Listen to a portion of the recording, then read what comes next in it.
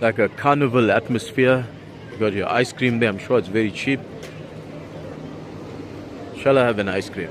Then I won't be able to hold the camera. Maybe when I come back. I'm going to the mosque now.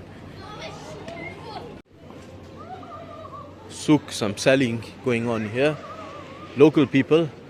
You know what? If it's local people, it's even better because the prices are right. You know, it'll be like a fixed price.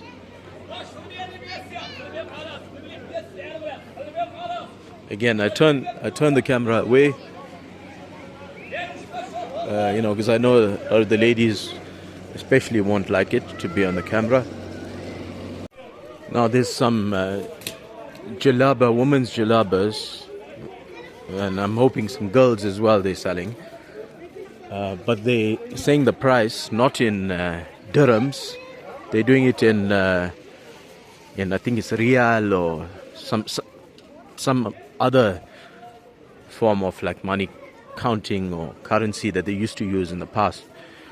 So, you know, this is a problem because they give tourists different prices. I need something, and maybe get something for my kids, but I'm scared to ask. If they were saying the price in dirham, then I'd be confident to buy, but I'm just a bit afraid to chance it because he's gonna, you know, probably give me a higher price. So anyway, when I come back from the mosque, I'll see. At least, okay, like this kind of store, it got the prices on for that stuff, so that's good for tourists. If it's got a fixed price, it's better. So still a lot of the stores are closed, but it is getting busier, and you know, compared to earlier, at least a fair number of stores are open.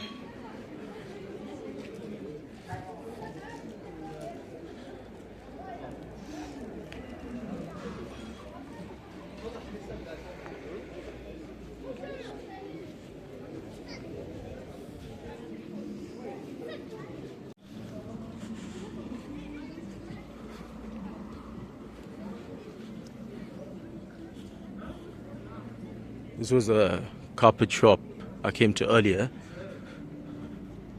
I ended the video abruptly because I bought some carpets or rugs from them, and I needed to negotiate. So I needed to focus on negotiating. But yeah, I did buy from them.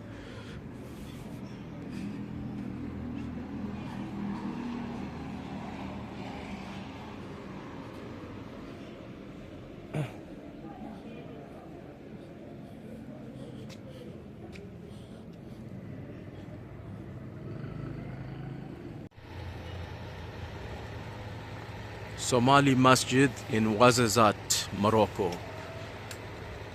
It's called Somali Masjid because it was built with donations from Somali business people, Somali traders, Somali merchants, all the way back in 1929. You see, mashallah, Somalia, you people used to be so rich. Mashallah, your nation used to be so rich. Such good business people, such good traders.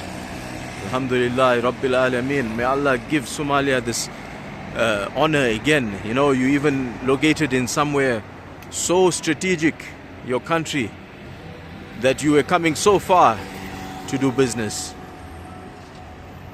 And then you had all this difficulty, the wars and all that. May Allah unite you. Shaitan came between the brothers. And we know the rest is history, and where Somalia, the situation today and what it's known for, you know, like the poverty, the starvation, and people having to flee and come to Europe. But your history here in Ouarzazate, Morocco, I can see your history is rich.